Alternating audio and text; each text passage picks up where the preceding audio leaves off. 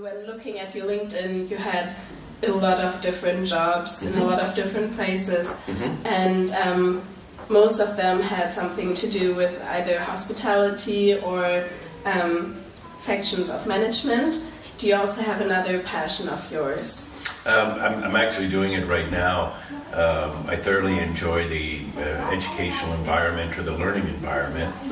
And when I look at my previous jobs that I've had, specifically in management positions, it was always the training and the development of staff that most intrigued me or that I most enjoyed. So in a sense, I'm combining a little bit of what I've done professionally, but in a more formal manner in terms of higher education. So I thoroughly enjoy what I do here at the Hansa University of Applied Sciences. Talking about the Hansa, how did you decide to come here in the first place and to start a job? Yeah, a little bit by accident and a little bit by design. As I previously mentioned, I'd always enjoyed the learning aspect of an organization and how do you ensure that people are somehow acquiring the skills, knowledge, and attitudes they need to perform whatever job they've been hired to do. I was working as the 2IC, second in charge of a resort on the island of Bonaire, that's in the Dutch Antilles. One of my responsibilities was to coordinate the work of the interns that were coming to the hotel. Most of them were coming from the Netherlands. I think we had one from South America as well, but I'd have to go back and check. Anyways, when I got there, there was interns, 3 of them, maybe 4, something like that. A fairly large number for a smaller resort, 75 rooms, about 60 or 70 condominiums. So a decent size, but not a huge resort. And there was no rhyme or reason, there was no structure or plan for their internships.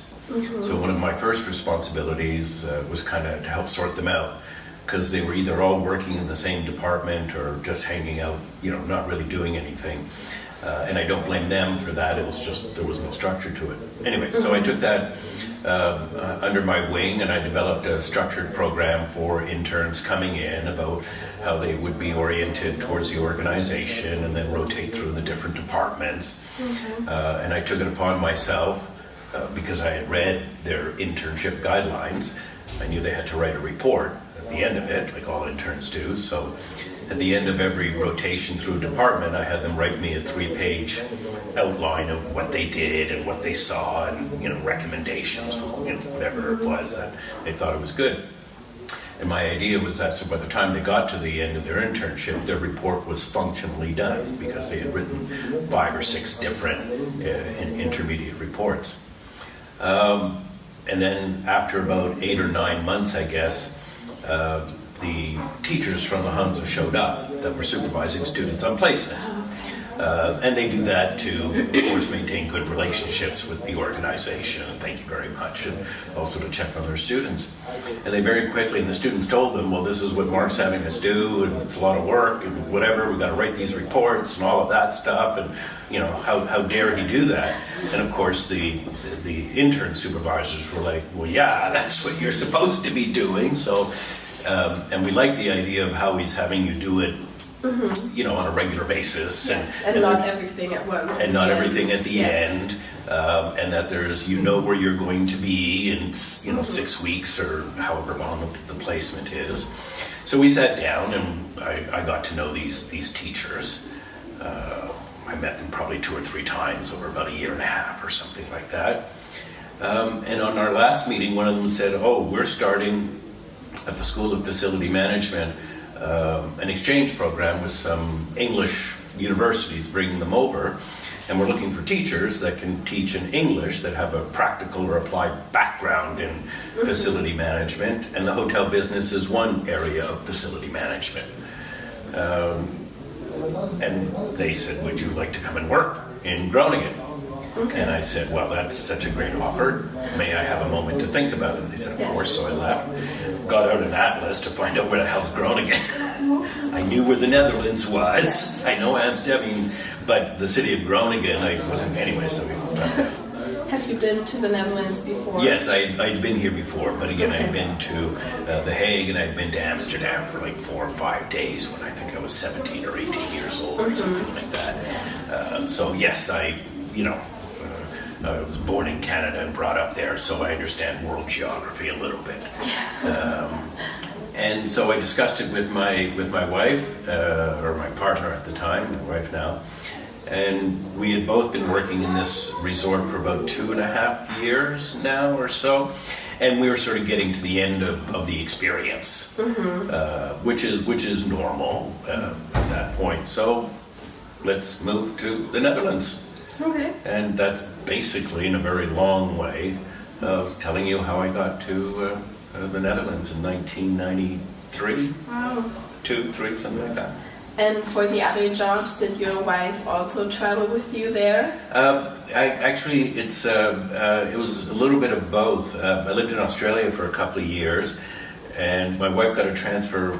She was working as a hospitality consultant. People that want to build a hotel, they would come and see her, and she'd do a feasibility study. Should you build one, should you not build one? Anyway, it was a worldwide company, and she asked for a transfer to Australia for a couple of years, and I went and I followed her there, and I looked for a job, and I was able to find one, and we stayed there for a couple of years. So sometimes, you move for one spouse, and other times you move for the other spouse. It just depends upon the life cycle and the opportunity that's presented to yourself.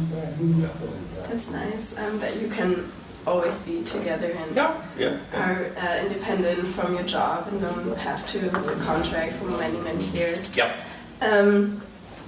Having said that you travel to so many different countries, do you have a country in mind where you want to grow old and settle down at one point? The Netherlands. Yes. This is home for me. I brought up our daughter here. We brought up our daughter here. She's done very, very well. She likes it. She's perfectly bilingual. My wife speaks near perfect Dutch. Her parents were Dutch. Okay. Dad is the one who still struggles with language. That's another story. So no, I have no immediate plans to move anywhere else. Barring winning the lottery or something like that, then we'll see about the other choices. We've enjoyed living in the country. It's been good to us. I think we've been good to it, as it were.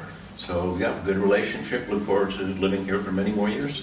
Throughout our study, we've talked about cultural shocks. If you go to another country, but also if you go back to your home country. Throughout all your vacations, getting to know other countries, have you ever had the moment of a cultural shock? I suppose so. Now, I've been living in this country for long enough. There are always, when you're not living in the culture that you were born and brought up in, there are probably always things that you will always look at a little bit unusually in the different culture. I'm not sure if shock is the right word. I was fortunate that I started my international traveling life when I was about 12 years old. Now that was only for vacations and these kinds of things, but at a very young age, 12 years old, I mean it's not the same today. My daughter at the age of 12 had probably been on 25 airplanes in her life. I took my first flight. I can remember I was 9 years old. I can still remember it. So it's a little bit different. But from a fairly young age, I got exposed to different, primarily European cultures. So I already had built up a sensitivity over the differences. And my parents were definitely outward looking. My mom used to say, travel is part of your education. You will learn things when you travel that you won't learn elsewhere. Yes. And she never said it, at least to the way I believed it. If it makes you a better person, it makes you a different person when you have these kinds of exposures. You probably find that. Maybe you've got some friends from high school that decided to go to a German university and study in German, and there's nothing wrong with that, of course. It's fabulous, great educational system. But because of the experience you're having, the Netherlands, studying in English, your view on certain things may be a little bit different. Not better or worse, just different because you've got different experiences. So what I have found, though, is that I never really understood what it was to be a Canadian until I left Canada. Yes. Okay. And I left probably for the first time when I was 28, 29 years old. I left for a while, then came back and whatever. It was only when I was about 40. I've been living outside of Canada for about 25 years now or so. I understood Canada differently living outside of it. Mm-hmm. And then one thing I did notice is that once I'd been sort of permanently outside of the country, by the way, I don't consider myself an expat. Okay. I consider myself more of an international than I do an expat. My view of the country has changed in a certain way, and to some extent it's no longer compatible with some ways that Canadians look at Canada, because they go to sleep as Canadians, dream as Canadians, wake up, read the Canadian news, are consumed by everything Canada-oriented, which makes sense, of course. So I look at things a little bit differently. I mean, when I get to Canada, I know how to behave and how to act, basically, unless my sister tells me I'm doing something wrong, which she does often. Don't do that. Is that mother in the room or something? She's my younger sister too, but she's got that ability to do that.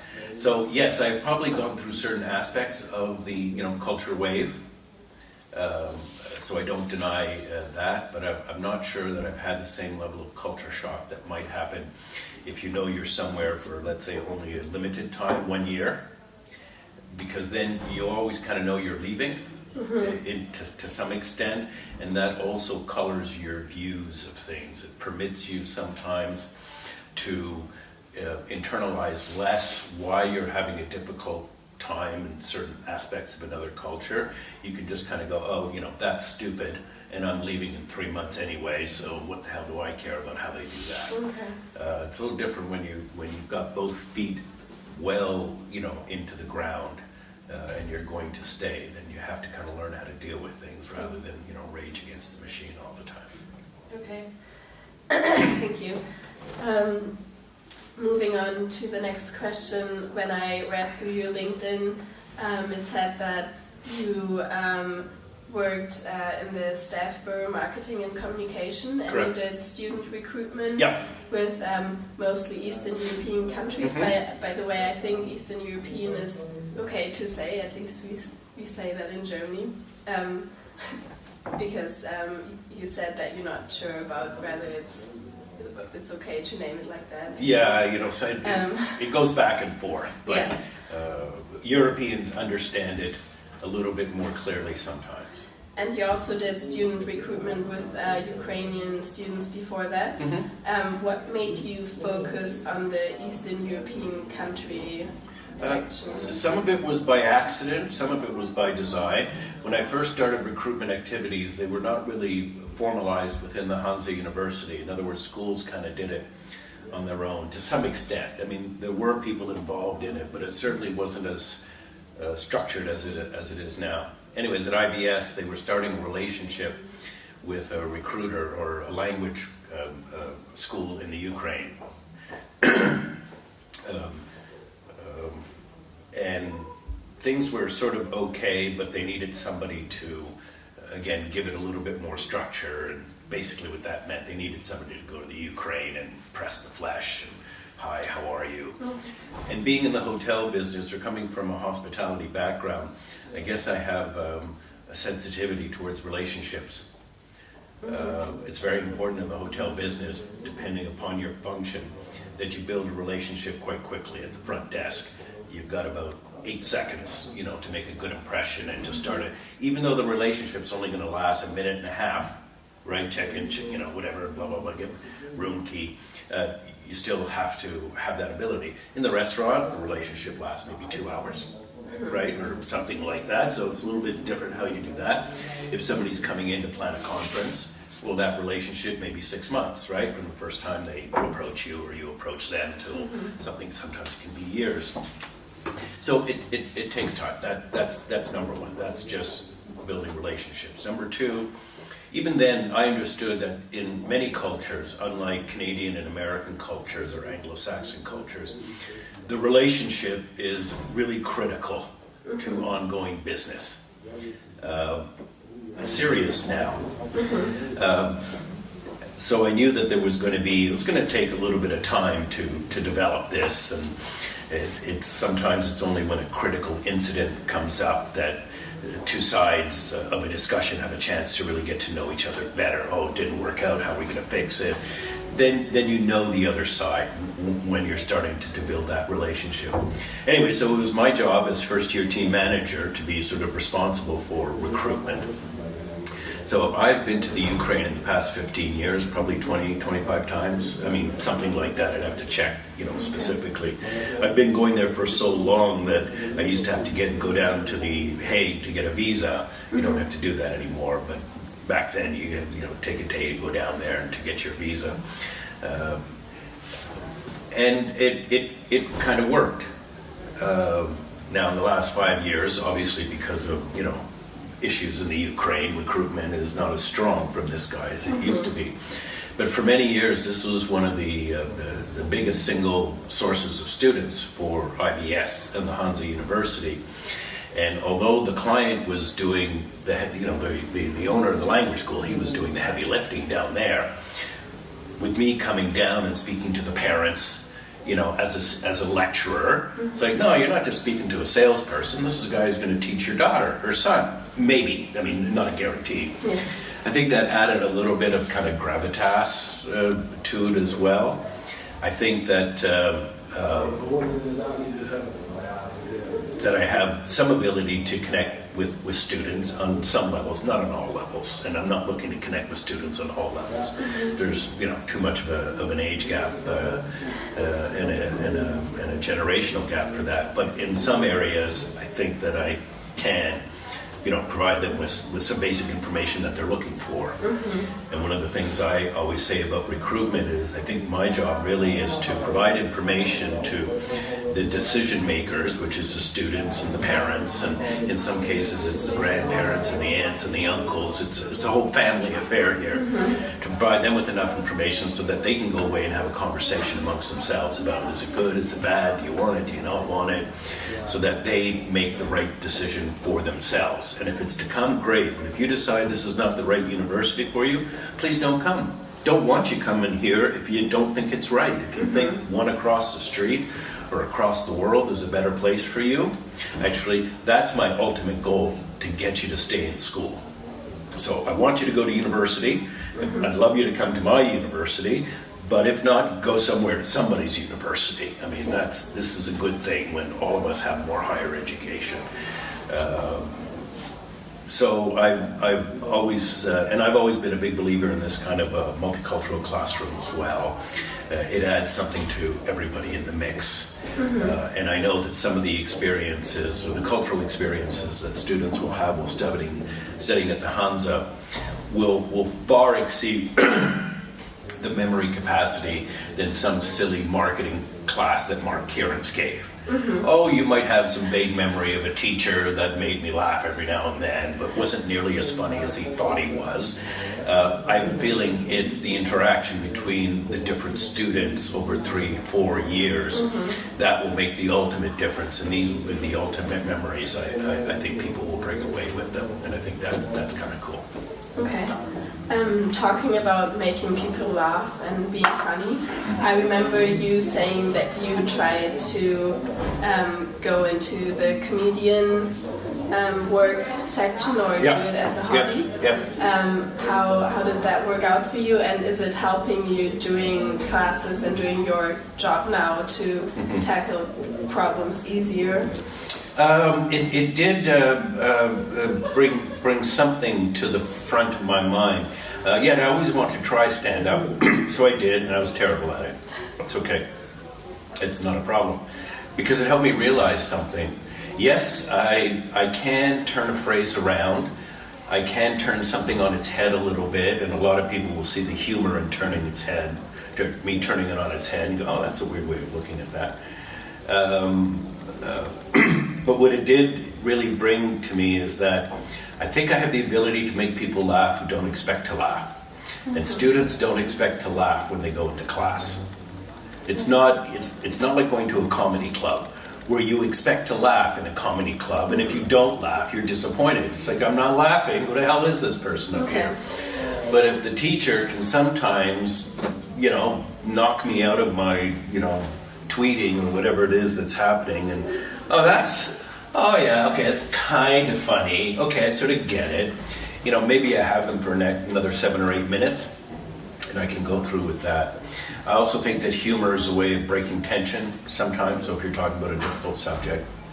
I follow a couple of rules when it comes to that. Before I make fun of Germans, which I love doing. You guys got the best sense of humor, but you keep it so much inside of you sometimes, okay? I make fun of myself. Or I make fun of being Canadian, or I make fun of being Irish, or I make fun of the stupid things that I've done in this country as a foreigner. And I think what it does is it kind of, everybody kind of takes off their clothes for a minute at that moment in time. In other words, we're all basically the same. We're all a little bit naked to the world, and there are things that we want to cover up a little bit, and that's normal. Now, are you aware of the weirdness inside of you? That to me, it's weird to be a Canadian in some ways. For example, when in Canada, when somebody bumps into you, you apologize to them. Yes. And there's a lot of people go, what are you talking about? Well, yes, somebody bumps into you, you go, well, excuse me, I'm sorry. We say thank you when we take out money from the cash machine. Those kinds of things. And that's weird when you... Just really polite. Well, yeah, but it's weird to do stuff like that. Because while I think that, one of the goals of having a multinational student population is, we want these, the intellectuals of this organization, of which I'm not really one of them. This whole multicultural thing and all of that, and what you're going to learn about other cultures. Frankly, I say a lot of horse shit to what you're going to learn about other cultures. What I want you to learn is about how you view things. Don't worry so much about what other people are doing, apart from being life-threatening, okay? So when somebody says, do you want to snort some fentanyl? No, you're supposed to say no, even if it's part of your culture, don't do it. But how do you react to things that are happening around you? How are you interpreting the different cues that you're getting from the environment, which is, not like your Oma or Opa, but somewhere else? And how do you deal with that? Do you kind of run away? Do you stay and try to deal with it? I think that's the greater part of this kind of cultural growth. Certainly learning, about how other people behave or act in certain areas is important. But I think it's more about your own reaction to that and how it makes you look at your own cultural baggage, of which we all have. Shit our mom told us, right? I mean, we're lies our parents told us, right? How do we, deal with that when we find out at the age of 14 or 15 that mom and dad aren't perfect? And, all of that, do you toss them out the window, or do you say, well, wait a minute now, okay, they're not perfect, and my bubble has burst a little bit here, but they also do a lot of shit for me that's okay too, so, I can deal with that. So it's that same sort of awakening that, the rest of the world may not always respond to you in the way that you're used to. How does that make you feel, and what is your own reaction to that? I think those are critical issues. Okay. You've talked about the advantages of multicultural groups and different cultural aspects. Do you feel like you have to adapt your teaching style a lot, depending on the different students with different cultures and backgrounds they have? Not so much. I take it into account. I take language into account a little bit more. What's the linguistic level of English here? That's one thing. Where you are in your studies, first, second, third, fourth year, I find those are some of the more relevant demographics. We are getting to the end of the interview. My last and final question is, what your biggest achievement in life is? A couple of things from a personal level. My daughter, 17 years old, graduating high school this year. There. In terms of professionally, probably some of the volunteer work that I do. I currently work for a Dutch NGO called PUM, Programming Uitzending Managers, where I'm provided, excuse me, the opportunity of going to usually small, medium-sized hotels, so less than 100 rooms. And these are independently owned hotels, so they're not Hilton and Sheraton and all of that. They're locally owned, and try to provide them with both operational and marketing reviews and suggestions for improvements. First of all, I enjoy the hospitality business tremendously, and I enjoy going back into the industry and being able to provide a level of expertise to these organizations so that they can try to improve their market positions or the customer service experience or whatever it is that they're looking to improve.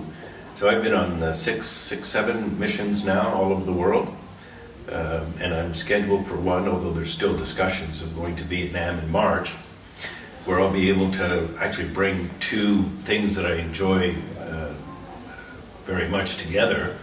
It's for a university in Vietnam, northern part of Vietnam, that wants some help in redeveloping their curriculum for tourism and hospitality management.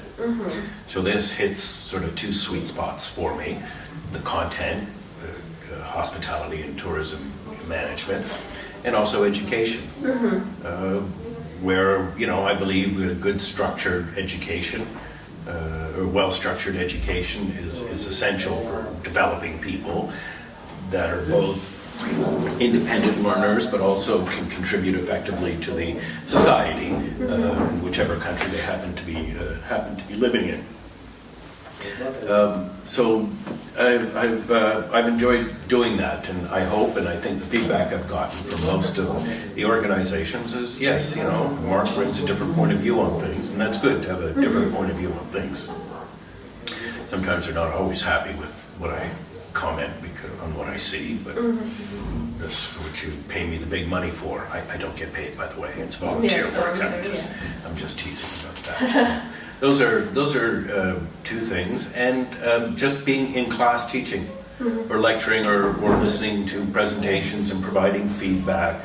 In other words, direct contact with learners in whatever activity, educational activity they're involved in. That's me. Well, thank you very much for your time and for answering my questions so broad and detailed.